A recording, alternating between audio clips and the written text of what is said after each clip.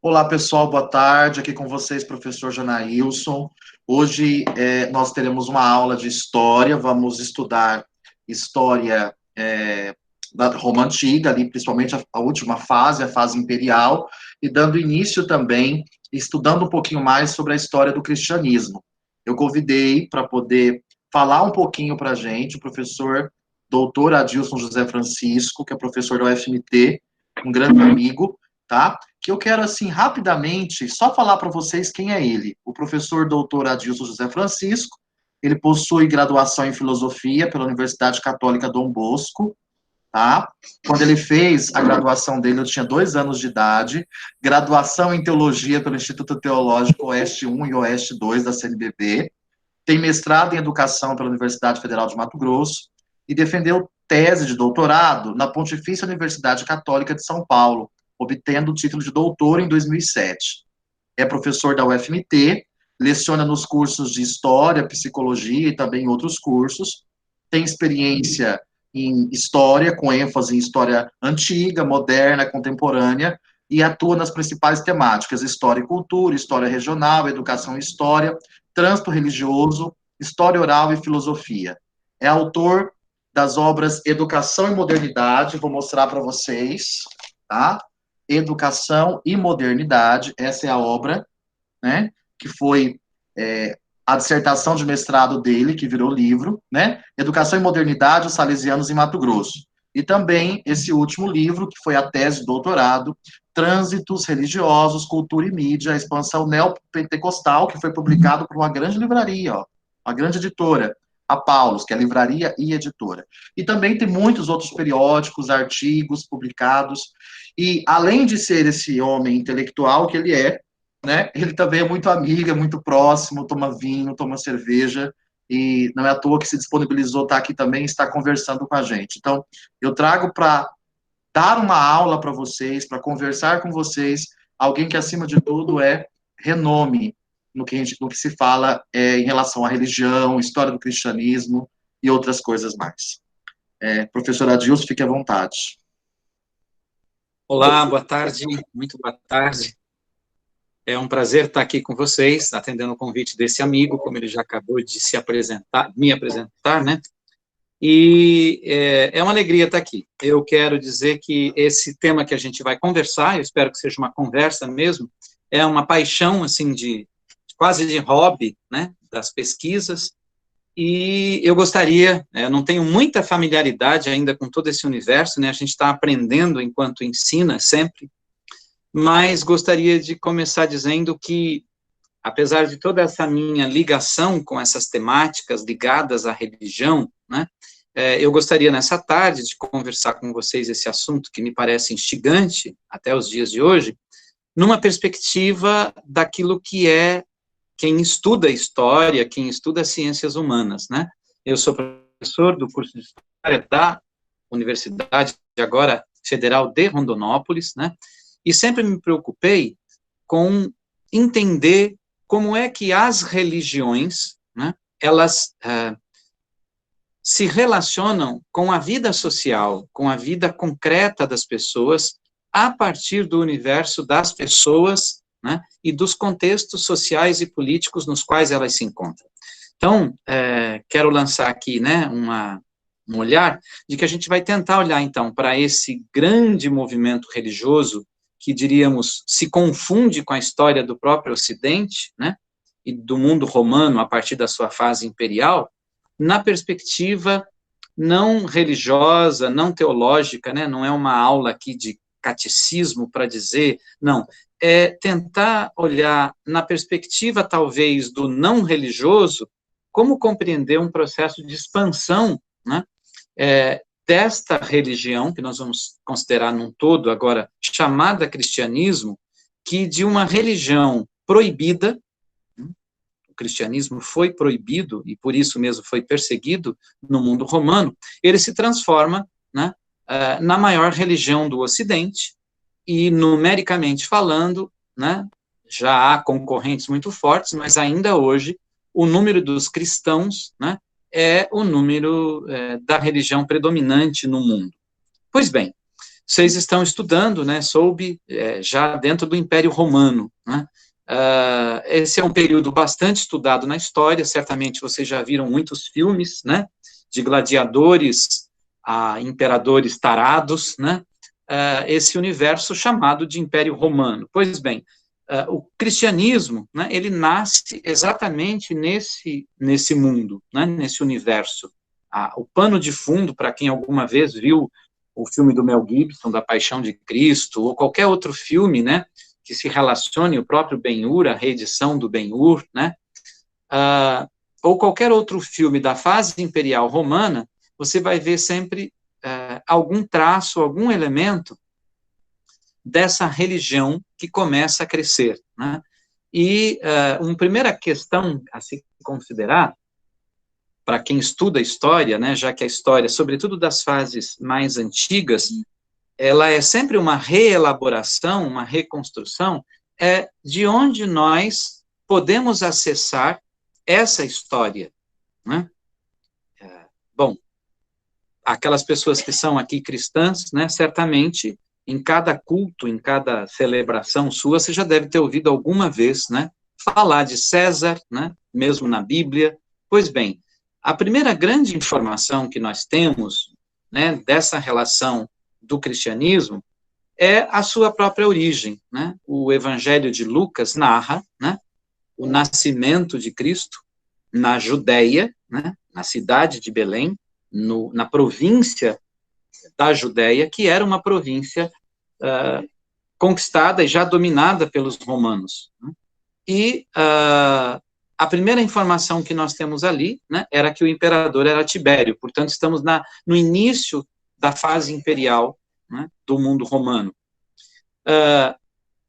Todos os 4 evangelhos praticamente tratam, né, na ação pública de Jesus, de relações, né, com esse Império Romano, né, e se você assistiu alguma vez a algum filme de Jesus, né, dos inúmeros que existem, você deve ter percebido o quanto havia sempre, né, primeiro, uma reação negativa da população em relação ao domínio romano, né, ao que nós chamamos da paz romana, né, a Pax Romana, creio eu que vocês já devem ter visto em aula, né, era a estratégia dos romanos de, mais que dominar pela força, né, era cooptar a elite governante de cada região dominada, né, transformá-la em cidadãos ou amigos do império, né, e, em contrapartida, mantê-los no poder, de certo modo, e, em contrapartida, garantir o domínio militar, né, e, sobretudo, a arrecadação de tributos, que era o que mantinha esse imenso império. Pois bem,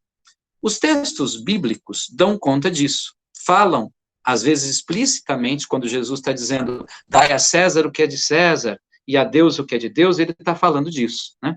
Mas nós não temos só as fontes bíblicas, né? Por favor, Janaílson, aí acho que já o segundo slide, né? A gente tem um número imenso de fontes romanas, né? A primeira delas é um escritor hebreu, judeu, chamado Flávio Josefo, que já fala, né, da figura desse tal Cristo, né, que fala da expansão desse movimento, né, um historiador romano chamado Tácito, né, um outro escritor romano chamado Suetônio, há um governante, um governador de uma província romana que era uma espécie de escritor e trocava correspondência com o imperador, e ele fala, imperador, na época do governo de Nero, né, o que eu faço com esses que negam, né, a fé?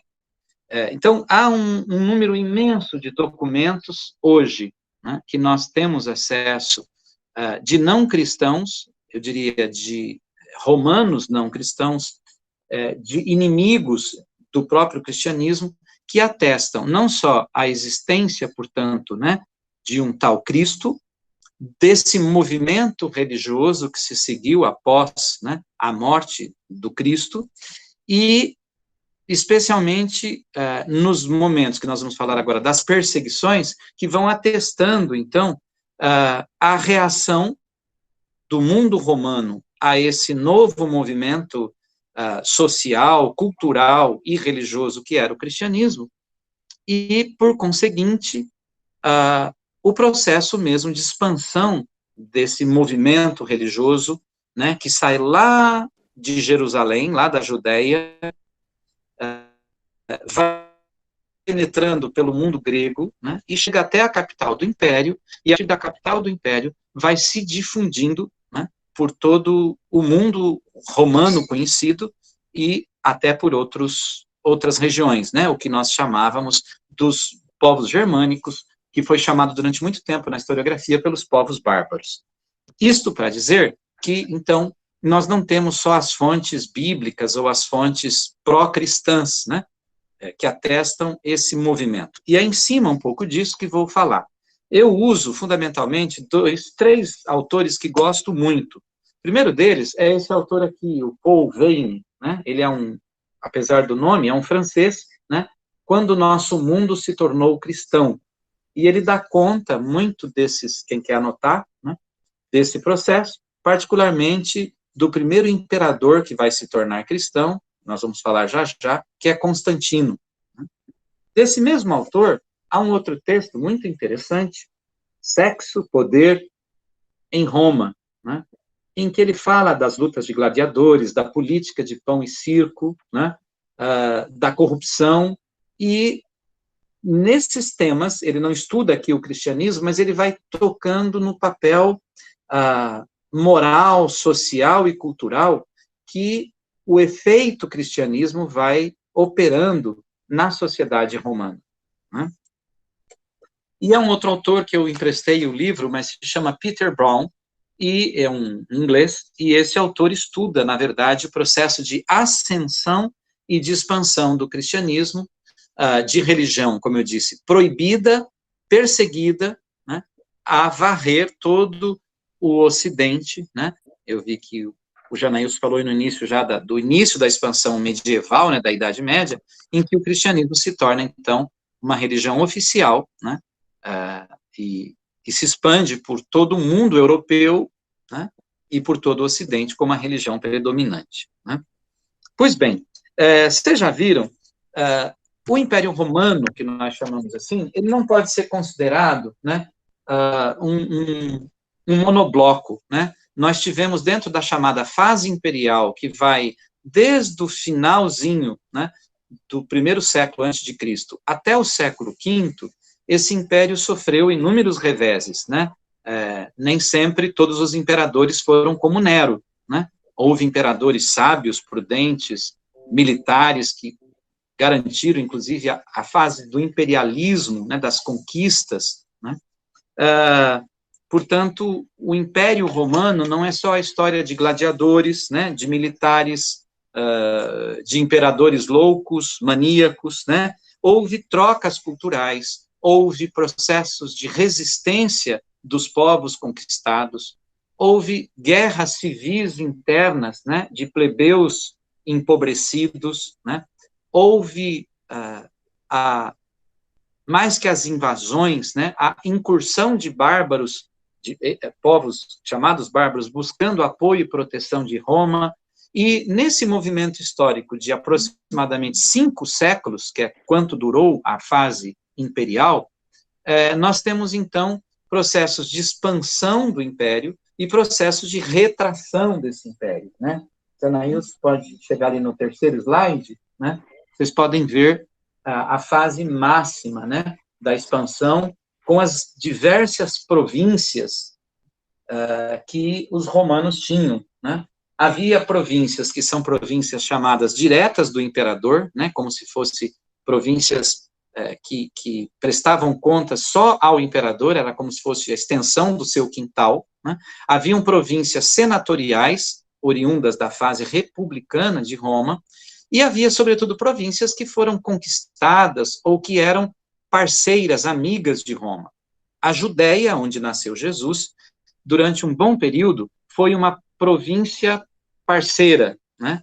Quando, na fase da conquista, no ano 70, né, já depois da morte de Cristo, né, Nero manda colocar uma estátua sua na frente do templo dos judeus em Jerusalém. Imaginem vocês, né, uma religião monoteísta.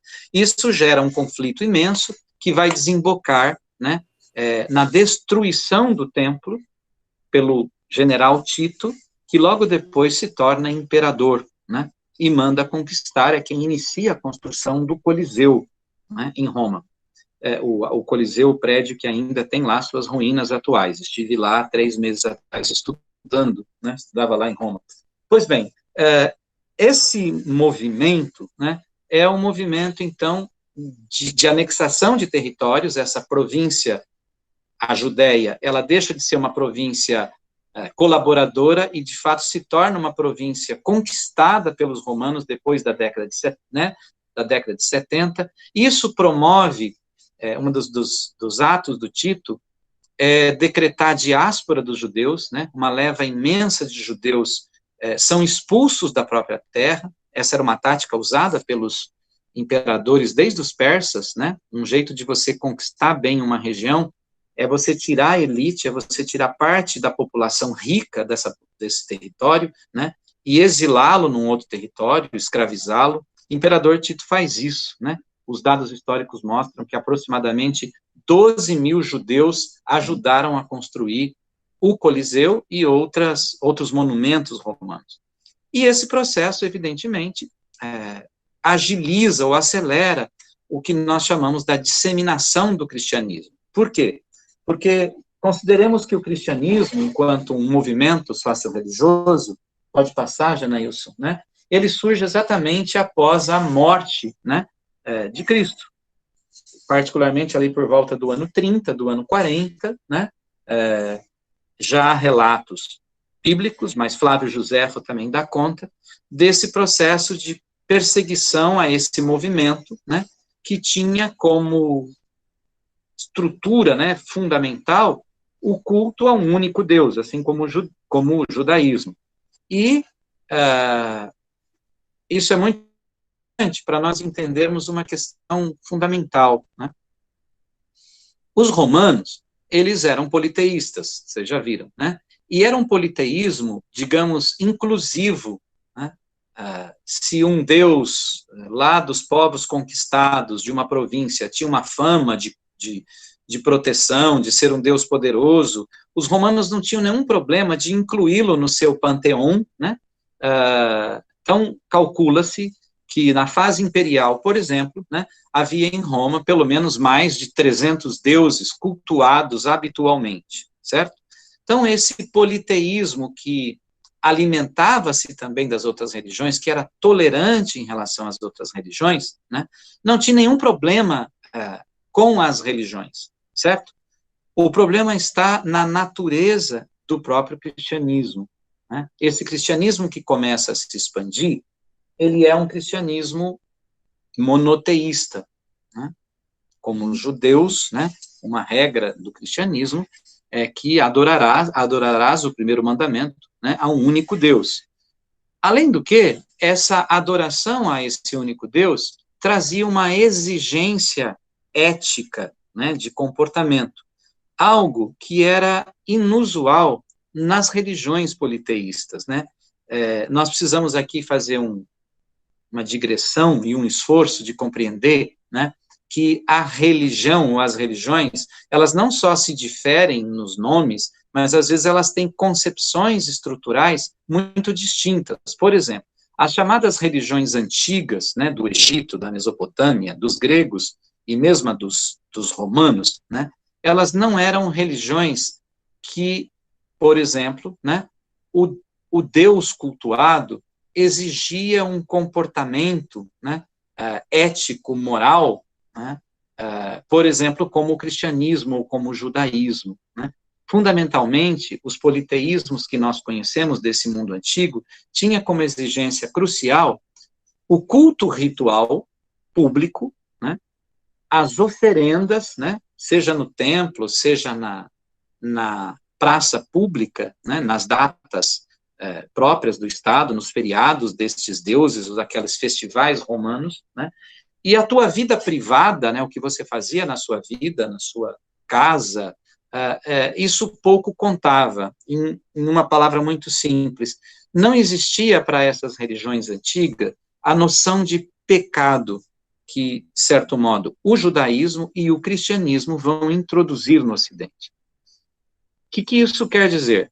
Na relação concreta, né, da vida cotidiana de Roma, quando um cristão, né, se recusava a queimar incenso para o imperador, né, e reconhecê-lo, obviamente, como Deus, isso criava um problema, não religioso, mas um problema político, né, porque o cidadão romano, que tinha se convertido ao cristianismo, deixava de cumprir uma responsabilidade própria da legislação dada a todos os cidadãos romanos. Então, o problema era um problema político, jurídico, né, que vai, imagine você, né, pessoas e mais pessoas que vão começando agora a colocar, ao não prestar culto, lembra que desde Tibério, né, o imperador, ele é tido como Augusto. Augusto é um título dado apenas aos deuses, né,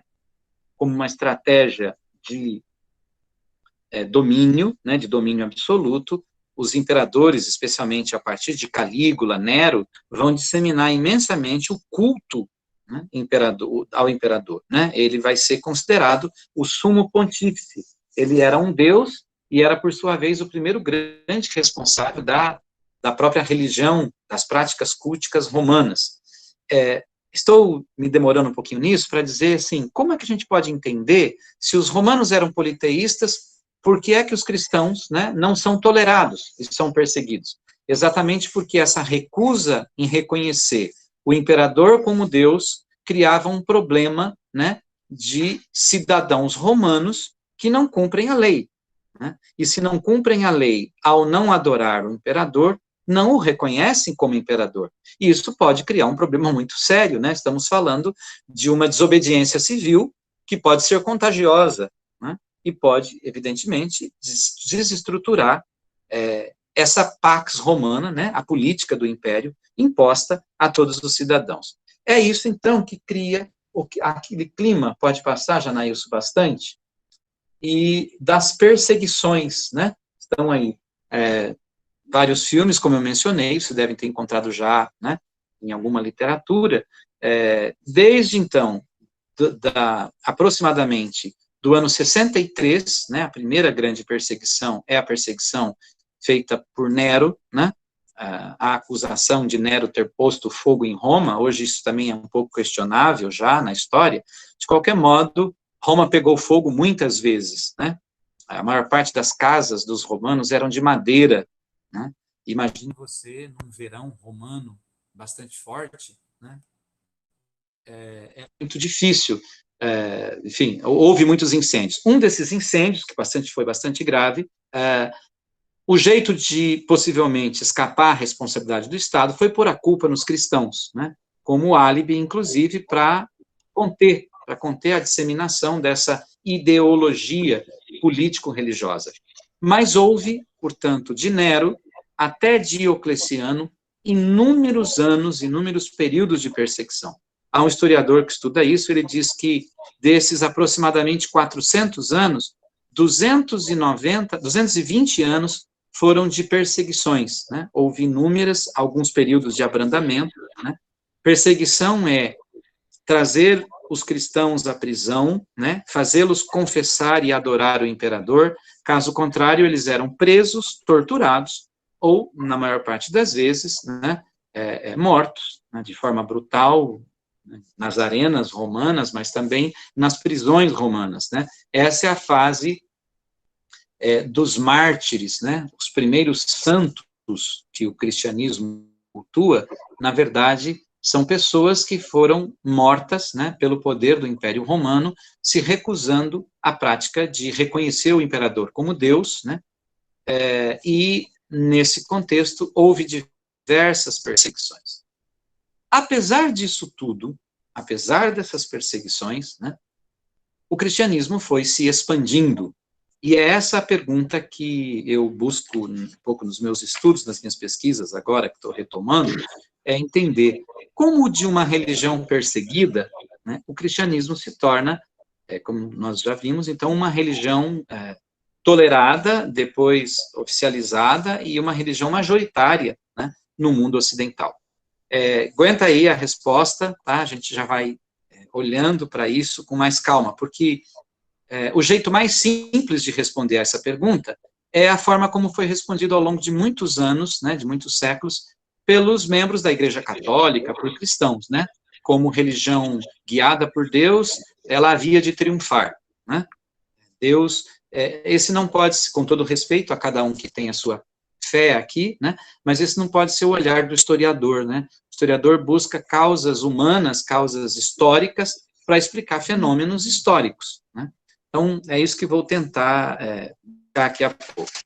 Mais duas, três coisas sobre, antes dessa resposta, para entendermos o mundo romano. Janailson, você consegue chegar até a foto das catacumbas? Essa foto, não sei se já visualizam, né? É uma das catacumbas, eu estive nessa catacumba, catacumba de São Calixto, em Roma, né? Era onde eram enterrados, né? Exatamente, pessoas que eram martirizadas, né?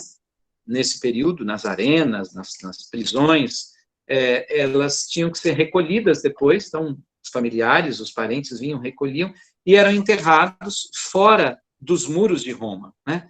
Essas pessoas eram tidas como indigentes, criminosos de lesa majestade, de lesa pátria, e não tinham direito de ser sepultado dentro de Roma. Sepultado, então, fora, e se criou corredores, valas imensas, né? Esta aqui, a gente desce num elevador de quase, aproximadamente 80 metros, né? Para chegar nesses corredores onde eram aí enterrados, né? Esses mártires.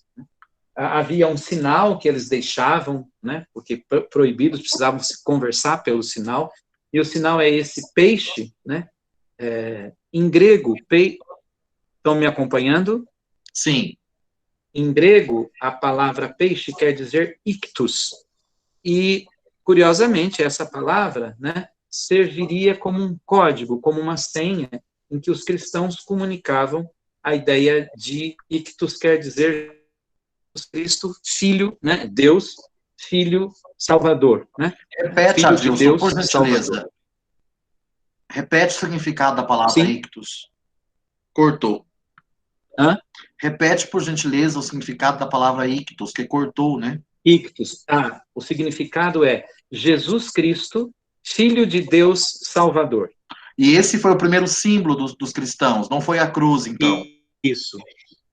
Inclusive, cheguei a ver lá, até no Coliseu, né? A gente não sabe dizer se isso é desse momento, né? Eu estava morando muito próximo ao Coliseu, pude ir diversas vezes, há esse sinal, né? É um símbolo fácil de fazer, né? E há em diversos muros que ainda tem, né? Algumas balaústras, esse sinal do peixe, né? E há em muitos outros lugares de Roma, né? Roma tem um terreno que é calcário, é um calcário mole, né? Por isso, embora seja duro, né? É fácil de fazer a inscrição em baixo relevo. E há alguns relatos que esse era um símbolo, uma senha para indicar onde havia culto, onde havia reunião de cristãos, né? Onde estava a cabeça do peixe, era uma espécie de seta que indicava onde havia, então, o encontro deles, né? O culto desses cristãos. Porque Há muitas ruínas que sobreviveram em Roma, como essas, com pinturas, né? Desse período. Estamos aqui no século II, no século III, portanto, bem no auge, na fase quente do Império. Okay? As perseguições, elas continuaram, né? Aqui está um trecho dessa carta, né, de Plínio, chamado Plínio o Jovem, que foi governador de uma província, e ele chega a dizer assim, né?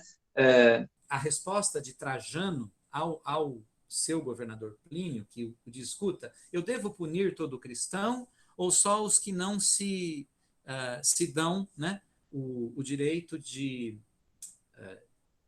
os que não querem te adorar, os que não querem reconhecer o imperador como Deus. E Trajano diz, não devem ser procurados. se te forem trazidos e os reconheceres, devem ser punidos.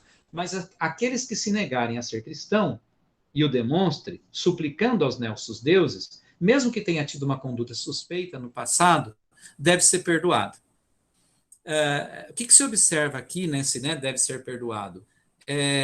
Já havia um esforço dos imperadores, né, de uma certa tolerância, não em relação propriamente ao culto público dos cristãos, isso não, mas isso indicia para nós de que, possivelmente, o número de cristãos não era um número de meia dúzia a mais de pessoas. É muito difícil, nós não temos censos que, né, deixaram registrados isso, mas é possível prever que já por volta do final do quarto século, né, no quarto século, pelo menos 10% da população de Roma, né, se cria que em Roma havia pelo menos 1 milhão de pessoas, né, em torno de 10% já pudesse ser cristão. 10% de 1 milhão já significa quase 100 mil, né, ou 100 mil pessoas. Isso é bastante. Aliás, eu corrijo, não é em Roma, é no Império Romano. Né? Isso representa bastante. Pois bem, durante, portanto, os 4 séculos do mundo romano, até o final do ano 300, até o final do ano 200, o cristianismo foi perseguido. E a grande novidade, né, o grande momento dessa história é o que nós chamamos, podemos ir para frente, do estabelecimento da paz, estabelecimento da paz, com o imperador Constantino, né?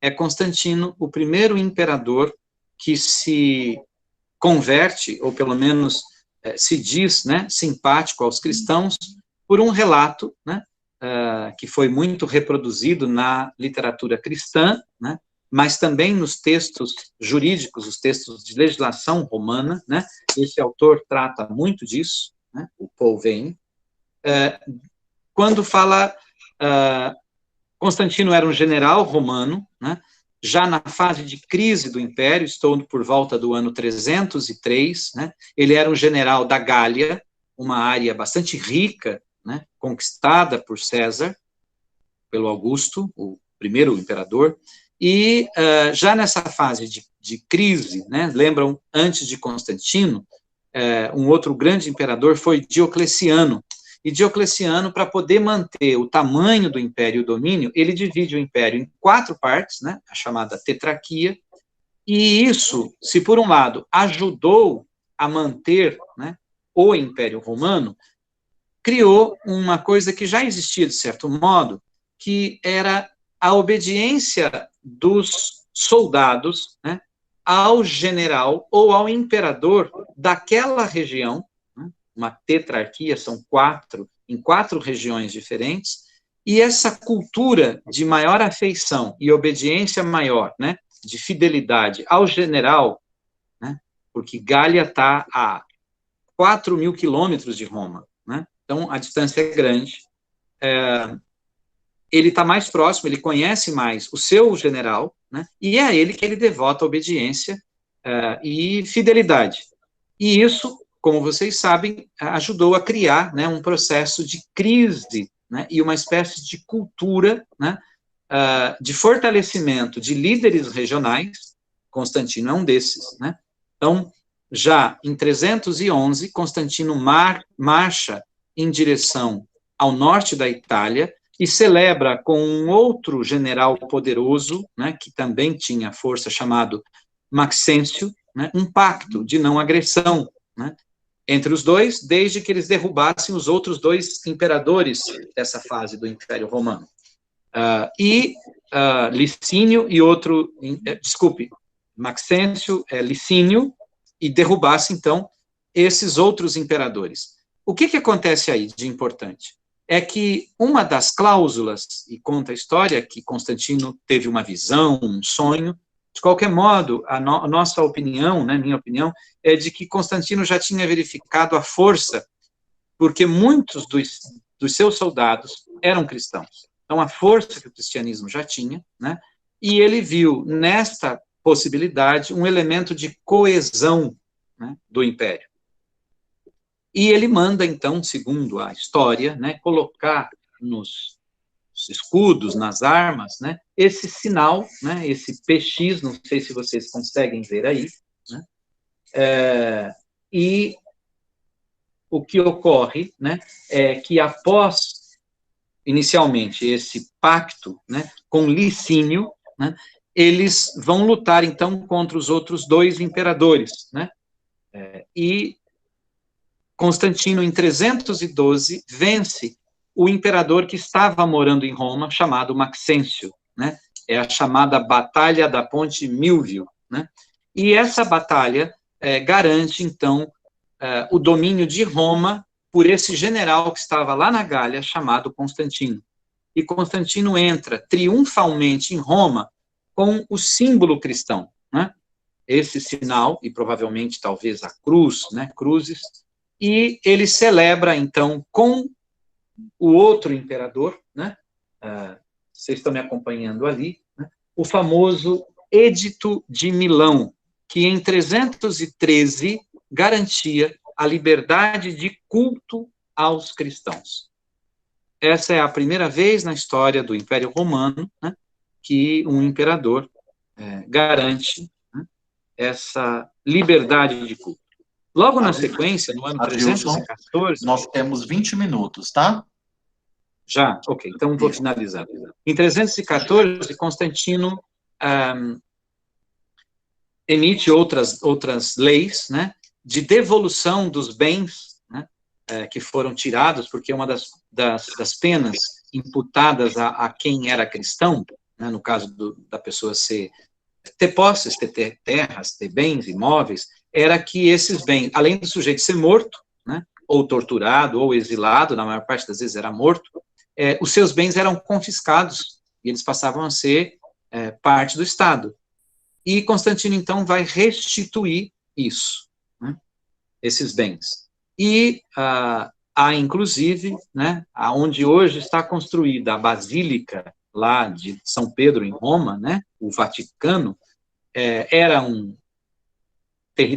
uma favela, uma espécie de uma área muito pobre, até por volta do século II, né, é uma área depois do Tibre, depois ele foi uma área de cemitério, né, até que já no século IV é uma área bastante nobre, e Constantino tinha ali uma casa, um palácio, né. A palavra basílica é uma palavra grega que quer dizer basileu, vem de Basileu. Basileu é a casa do rei, né? E Constantino literalmente doa esse palácio para que ali fosse construída, então, né, uma igreja, uma casa que serviria aos sucessores de Pedro, né? Nem sempre a casa do Papa e a igreja principal foi ali, né? Esse lugar, ele só vai ser mesmo o centro do cristianismo depois do século XVI, né? 15, 16, já em outro momento da história. De qualquer modo, esse território sempre foi um território muito sagrado para os cristãos, né? Para os católicos, sobretudo. E há, lá na Basílica, uma área em que você tem uma parte da ruína onde se vê pedras e tijolos desse antigo palácio do Constantino. Pois bem, o que nos importa? É aqui, então, que nós temos a oficialização do cristianismo, a liberdade de culto dos cristãos. Há uma dúvida historiográfica, não se sabe bem ao certo se Constantino de fato se batizou como cristão, muito provável que sim, no final da sua vida, mas ele vai adotar Constantino foi um dos imperadores que teve um período de governo mais longo, 27 anos, né? E ele vai adotar uma política de concessões, doações e privilégios em relação aos cristãos. Ele vai proteger os bispos, vai colocar bispos, muitas vezes como governadores de províncias, né? É ele quem convoca o primeiro grande concílio né, de uma fase de expansão da igreja, o chamado Concílio de Nicéia, no ano 325. E quando Constantino morre, né, ele deixa o império para os seus filhos, né, lembra que o império estava dividido, né, em partes, né? E os filhos logo começam a brigar, né? Irmãos que querem disputar o poder, coisa muito comum nesse mundo antigo, até que, no ano 380, né, um parente distante de Constantino, chamado Teodósio, muda a capital do Império ainda não está dividido, mas ele muda para Constantinopla, né, era uma área mais segura. Roma já tinha sofrido diversas incursões de ataques, né, e em 380, Teodósio, na cidade grega hoje, de Tessalônica, publica uma lei chamada o Édito de Tessalônica, em que ele transforma o cristianismo em religião oficial do Império Romano. Alguns anos depois, né, no ano 382, o cristianismo passa a ser não só a religião oficial, mas é proibido o culto, o sacrifício aos deuses, né? Lembremos que, embora Constantino tenha decretado a liberdade de culto, muitos romanos, muitos habitantes, né, do mundo romano, do Império Romano, continuavam praticando as suas religiões, né? Não era o cristianismo a única nem a majoritária. É esse período que ele mais se expande. Mas, com Teodósio, nós temos uma novidade, né? E aí, para concluir um pouco esse momento, é Teodósio quem, então, proíbe o culto às religiões politeístas, o sacrifício público, né? E passa, então, inclusive, a permitir a perseguição, né, a quem não seja cristão. Há um filme, bastante discutível do ponto de vista histórico, mas muito interessante, chamado Ágora, né? Em alguns lugares esse filme foi traduzido como Alexandria, e mostra justamente esse momento em que o bispo de Alexandria, no Egito, né, um grupo de cristãos vão atear fogo, né, a grande biblioteca, o segundo incêndio e a destruição total da biblioteca de Alexandria e do templo, um templo belíssimo que existia no mundo antigo, chamado Templo ao Deus Serapis, né? E aí isso marca, então, uma fase bastante crítica, vamos dizer assim, quando, né, o cristianismo sai de uma religião perseguida a tolerada e passa a perseguir, no caso, outras religiões. Como entender, e aí, né, para a gente encerrar mesmo, como entender isso, como entender esse crescimento dessa forma? Como é que, de uma religião proibida, né, o cristianismo passa a ser uma religião oficial e majoritária no mundo ocidental? Primeira coisa é que vocês já devem ter visto, né, nenhum império é eterno, né, nenhum império ele fica sempre no auge, no apogeu, né? Então, estou recebendo uma ligação aqui, o Império Romano, particularmente a partir do final do século III e no século IV, e depois no século V isso vai se agudizar, ele começa a viver inúmeras crises, né? O esgotamento da sua extensão territorial, das suas conquistas, faz faltar mão de obra escrava, né? As sucessivas guerras, as invasões, começa a tornar muitos produtos, né, mais caros, né? O preço, a inflação dos cereais em determinadas fases é grande, isso cria fome, cria crise, né? As guerras civis, né, plebeus explorados que vão muitas vezes reagir contra o domínio das elites, ou seja, o mundo romano pacificado pela força bruta do exército coeso já não existe mais. Começa a violência, a exploração, as guerras civis a fazer parte do cotidiano, inclusive dentro da própria península da Itália e mais particularmente dentro de Roma. Antes da invasão que põe fim a Roma, no ano 476, Roma foi invadida várias vezes. Enfim, esse contexto de insegurança, de violência, é um terreno muito fértil, né? É um canteiro pronto para uma mensagem, para uma doutrina de esperança, né?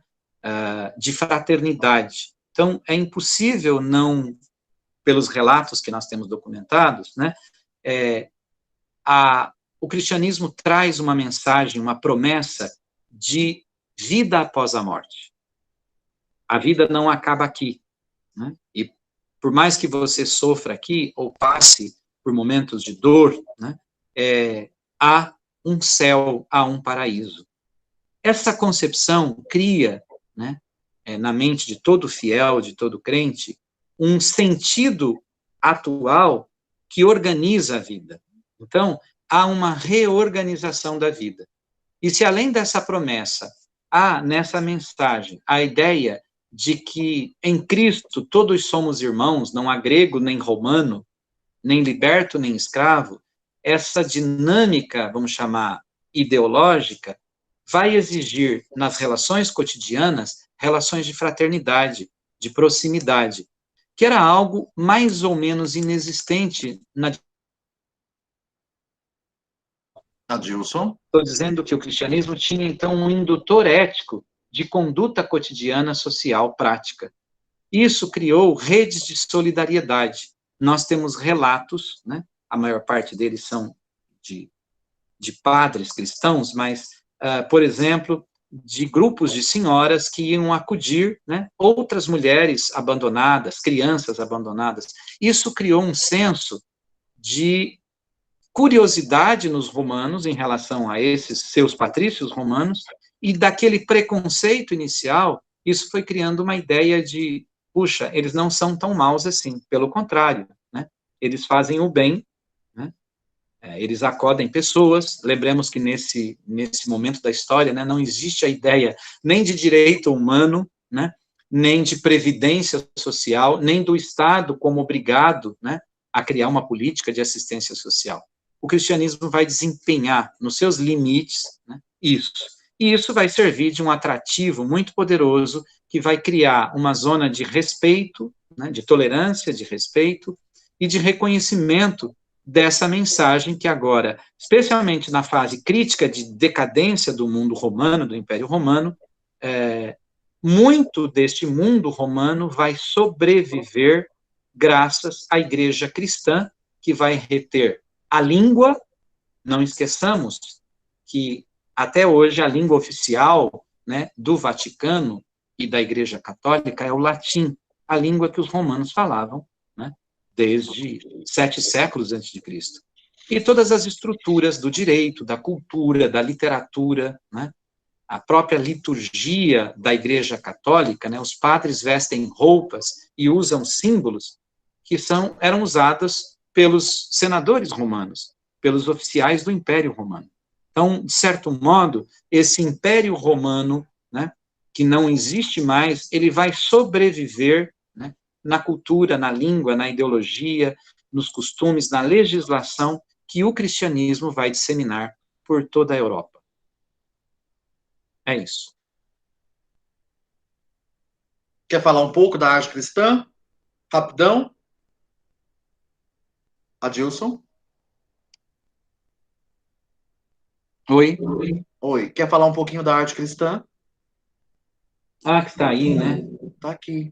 É verdade. Então, o que estamos falando, né, não é palavra apenas de escrita, ou como eu disse no início, né, só de cristãos, ou que ficou, né, há um testemunho grande estou buscando aqui, que está presente em toda Roma, né, muitos dos símbolos do cristianismo que existem hoje não existiam na antiguidade, né? Eles lembrem que o cristianismo é uma religião de 2000 anos, né?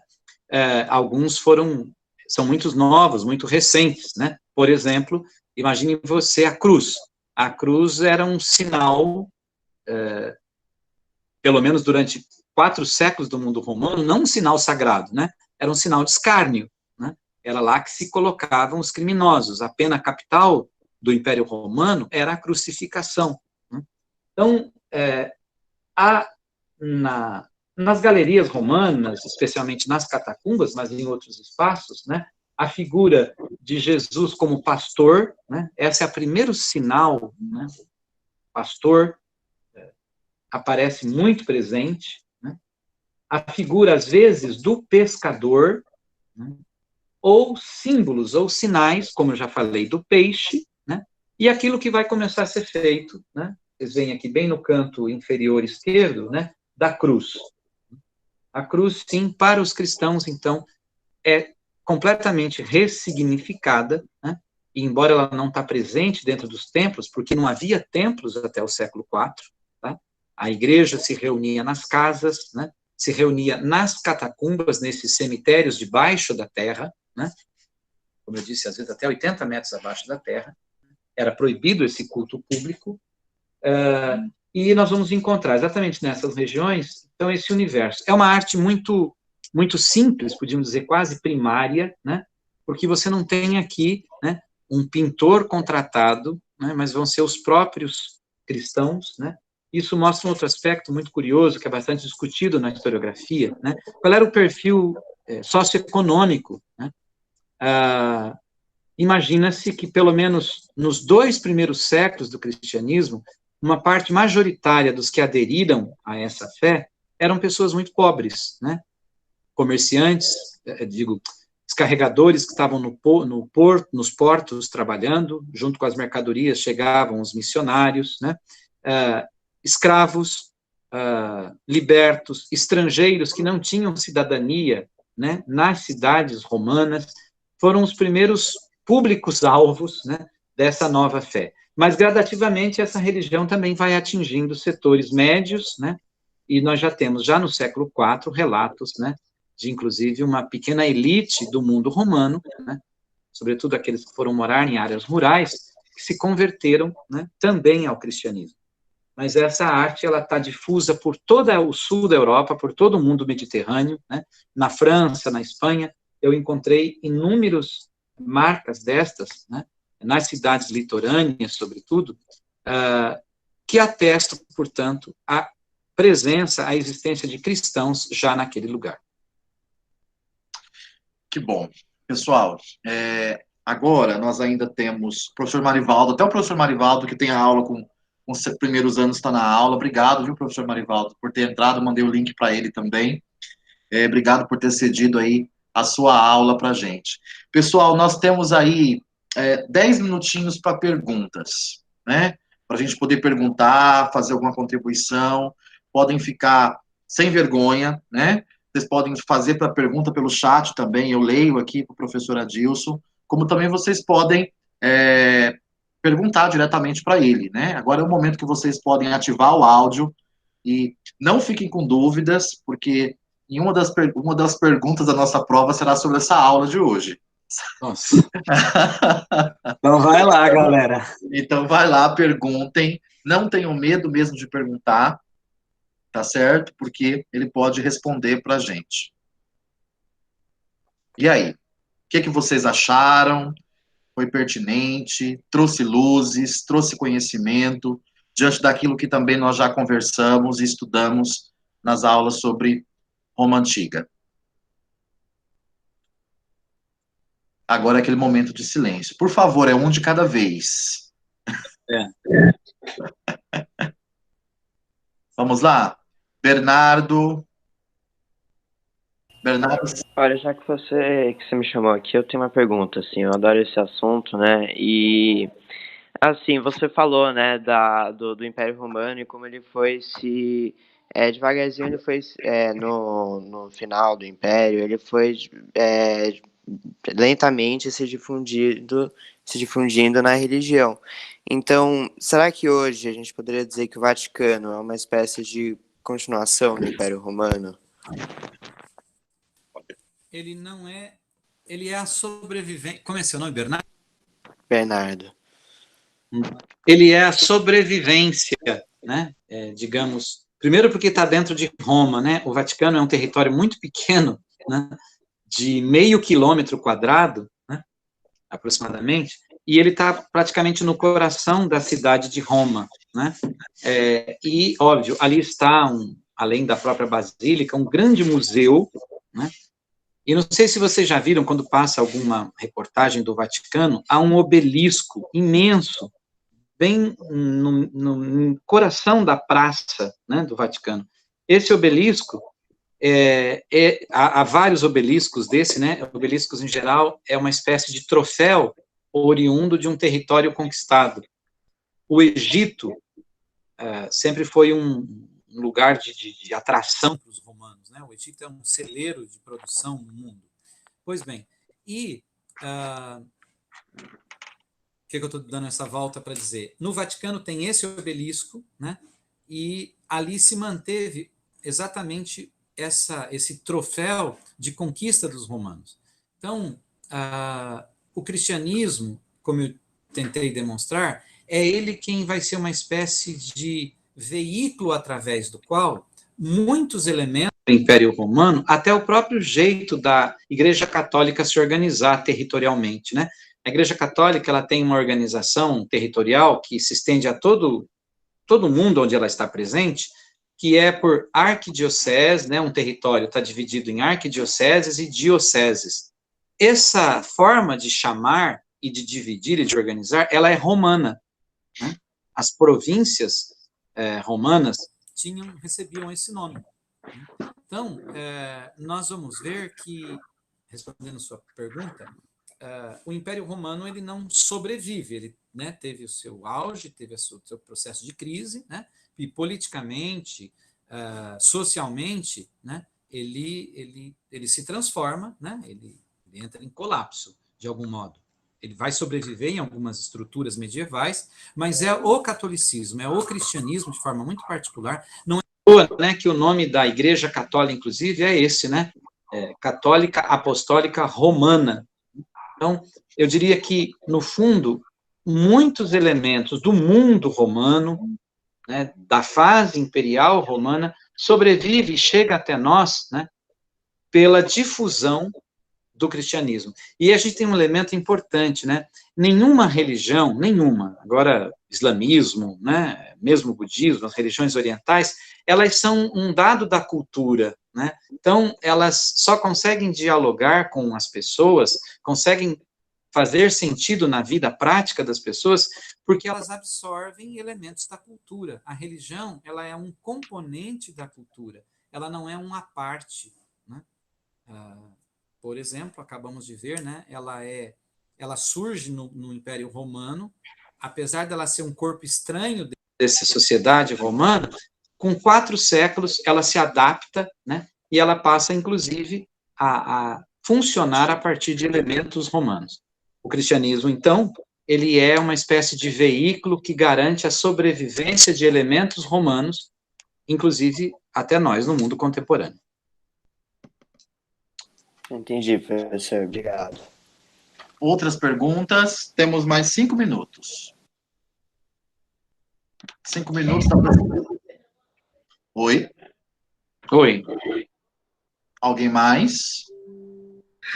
Professor,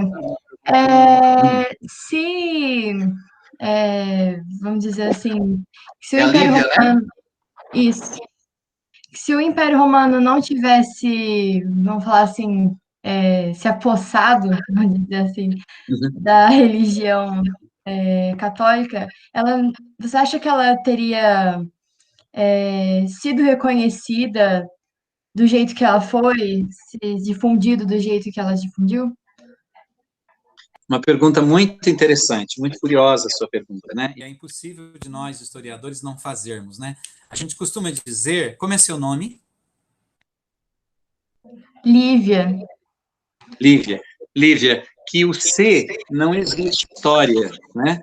Que a gente não é bruxo nem astrólogo para falar e o C. Mas é muito interessante a gente colocar assim, IC, né? Há, inclusive, alguns programas assim, né? IC. Nós não sabemos, então é impossível dizer como seria. De qualquer modo, é uma pergunta pertinente, por quê? Porque, sem sombra de dúvidas, o cristianismo já estava bastante difundido na Ásia, sobretudo onde hoje é a Síria, em parte da Turquia, né? Muitas cartas de Paulo, as cartas que a gente escuta, as epístolas, né? Aos Tessalonicenses, né? Muitos nomes daquelas cidades, né? Como Anatólia, né, Antioquia, estão na área de onde hoje é a Turquia. Pois bem, ali já havia uma difusão grande. Então, podíamos dizer assim, independente do império, do coração do império, o cristianismo já estava buscando seus caminhos. Mas, eu, particularmente, com toda a literatura... Adilson, cortou. Acho que você vai precisar repetir. Isso, repete. Eu, com toda a literatura... com a literatura que tenho trabalhado, chego a dizer que, sem sombra de dúvidas, foi esta força do poder político, né, portanto, desse período já, então, de liberdade de culto, que garantiu com que o cristianismo se transformasse na religião da maioria do Ocidente, né? Então, digamos assim, não é um empurrão, né? Porque o cristianismo depois, lembrem, né? Os imperadores não precisavam da bênção de nenhum padre, de nenhum papa, né? 4 séculos depois disto, com Carlos Magno, né, já na Idade Medieval, para alguém ser reconhecido como rei e ser respeitado, né, a coroação do rei deveria sempre ser feita por um bispo, né? Esse era o sinal da eleição divina de que o rei, né? Então a igreja passa a ser, agora, já num outro contexto, a garantidora, a legitimadora do próprio poder real.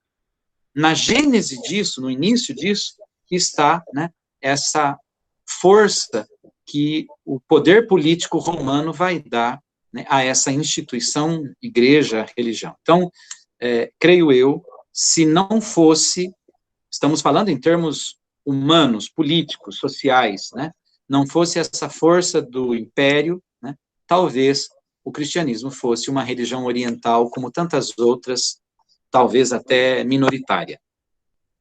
Adilson, e olha que interessante a pergunta da Giovana aqui, ó. Giovana Scheffer. E por que de religião perseguida ela passou a perseguir outras depois? Então, não podemos esquecer nunca, Giovana, que as religiões são feitas de pessoas humanas, né? E os interesses humanos, né? E aí estou falando dos interesses tanto do indivíduo, da pessoa, né? Como dos interesses políticos do momento, do contexto, né? Vão definindo os rumos da religião, né?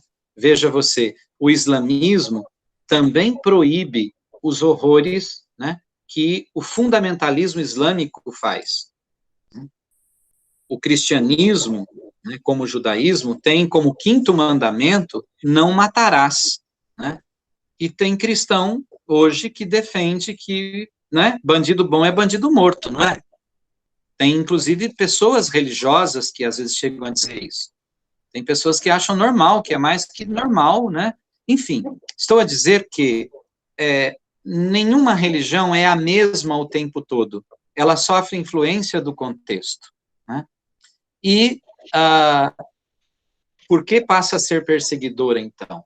Porque agora, como religião oficial, né, ela passa a viver, vamos dizer assim, todas as tentações que o poder, né, que a riqueza, que é o status agora de ser a religião do imperador. Imagine você, por exemplo, o caso bem concreto do Egito, que era uma província rica, né, em que a cidade de Alexandria, que era uma cidade extremamente culta, talvez onde estavam os maiores estudiosos, né, o grupo de cristãos cresce e eles começam a ver, por exemplo, naquelas ideias de cientistas, né, como está acontecendo hoje, por exemplo, com relação à pandemia, né, há pessoas que parecem duvidar ou que chegam a não aceitar, né, a leitura que cientistas, que sanitaristas, que infectologistas estão fazendo sobre a realidade, sobre os perigos que estamos vivendo.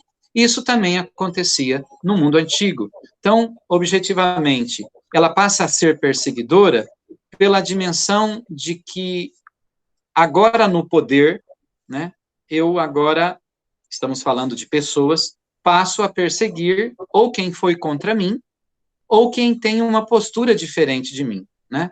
Estamos vivendo e vendo a situação de intolerância, né? E de completa negação ou esquecimento da própria essência da religião, né? É um contrassenso para um cristão, né, que concorde com a pena de morte. Por quê? Porque é uma norma fundamental do cristianismo, né, que não matarás. Isso não se discute, né? Então,